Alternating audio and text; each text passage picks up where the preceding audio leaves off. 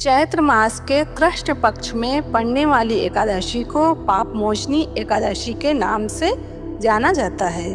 ये व्रत भगवान विष्णु जी के मधुसूदन रूप को प्रसन्न कर आत्मिक शुद्धि, मनोकामना पूर्ति और मोक्ष प्रदान करता है। पौराणिक कथा के अनुसार मेधावी ऋषि की तपस्या भंग होने पर उन्होंने भी इस व्रत से पाप मुक्त होकर पुनः तपस्या शक्ति प्राप्त की थी। पापमोचनी एकादशी के बारे में भविष्योत्तर पुराण और हरिवासर पुराण में भी वर्णन है कि जो व्यक्ति इस व्रत को रखता है उसे गौदान करने का पुण्य मिलता है और अनजाने में हुए सभी पापों से मुक्ति मिलती है। इस व्रत को करने से तन मन की शुद्धि होती है। साथ ही व्रत के दौरान जो व्रती गलत कार्यों को नहीं करने का संकल्प लेता है उसके सभी दुख भी दूर हो जाते हैं। इस व्रत को करने से मनुष्य जहां विष्णु पद को प्राप्त करता है वहीं उसके समस्त पाप भी समाप्त होकर निर्मल मन में श्री हरि का वास हो जाता है। तो पापमोचनी एकादशी का व्रत उपवास कब करना है वो भी समझ लेते हैं। 14 मार्च 2026 शनिवार को सुबह 8:10 से 15 मार्च रविवार को सुबह 9:16 तक एकादशी है। तो उदया तिथि को ध्यान में रखते हुए 15 मार्च रविवार को एकादशी का व्रत उपवास रखा जाएगा। पापमोचनी एकादशी व्रत कथा। महाराज युधिष्ठिर ने भगवान श्री कृष्ण जी से चैत्र मास के कृष्ण पक्ष की एकादशी के बारे में जानने की इच्छा प्रकट की तो वे बोले, राजेंद्र, मैं तुम्हें इस विषय में एक पापनाशक उपाख्यान सुनाऊंगा जिसे चक्रवर्ती नरेश मानधाता के पूछने पर महर्षि लोमश जी ने कहा था। मानधाता ने पूछा, भगवान, मैं लोगों के हित की इच्छा से ये सुनना चाहता हूँ कि चैत्र मास के कृष्ण पक्ष में किस नाम की एकादशी होती है, उसकी क्या विधि है तथा उससे किस फल की प्राप्ति होती है। कृपया ये सब बातें मुझे बताइए। लोमश जी ने कहा, नवश्रेष्ठ, पूर्व काल की बात है। अप्सराओं से सेवित चैत्र रथ नामक वन में जहाँ गंधर्वों की कन्याएं अपने किंकरों के साथ बाजे बजाती हुई विहार करती हैं, मंजुघोषा नामक अप्सरा मुनिवर मेघावी को मोहित करने के लिए गई।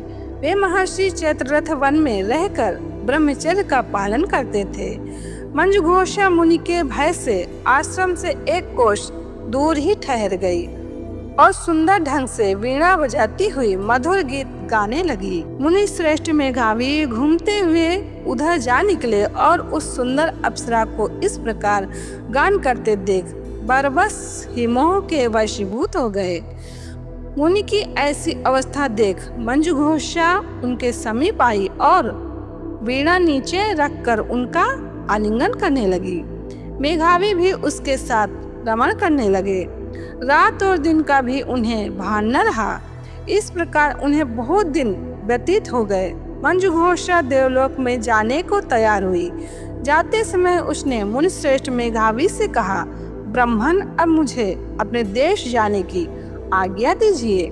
मेघावी बोले, देवी, जब तक सवेरे की संध्या न हो जाए तब तक मेरे ही पास ठहरो। अप्सरा ने कहा, विप्रवर, अब तक न जाने कितनी ही संध्याएं चली गईं।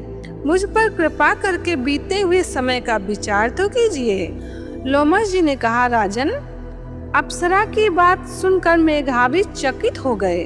उस समय उन्होंने बीते हुए समय का हिसाब लगाया तो मालूम हुआ कि उसके साथ रहते हुए उन्हें 57 वर्ष हो गए।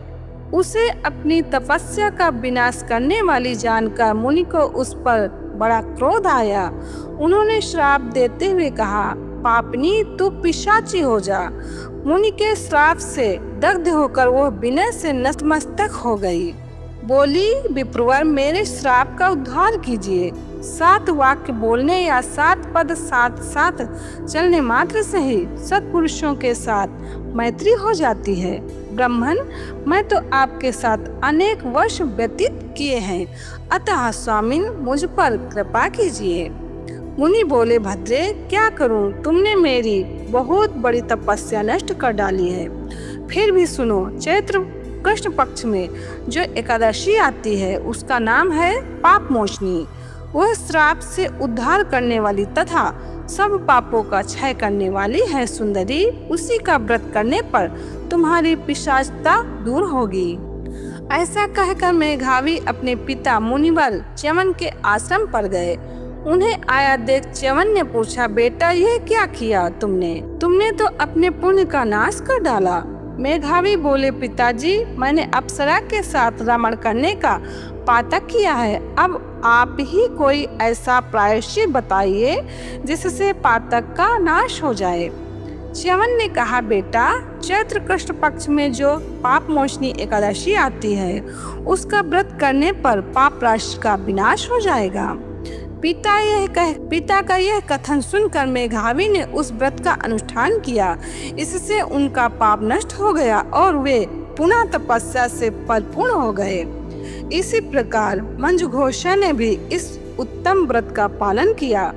पाप मोचनी का व्रत करने के कारण वह पिशाच योनि से मुक्त हुई और दिव्य रूप धारणी श्रेष्ठ अप्सरा होकर स्वर्गलोक में चली गई।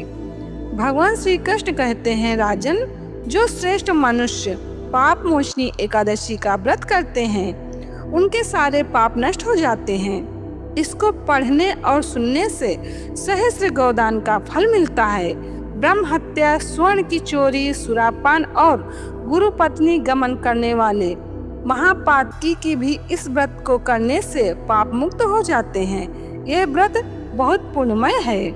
तो यही महत्वपूर्ण जानकारी इस वीडियो में देना था। जय श्री कृष्ण।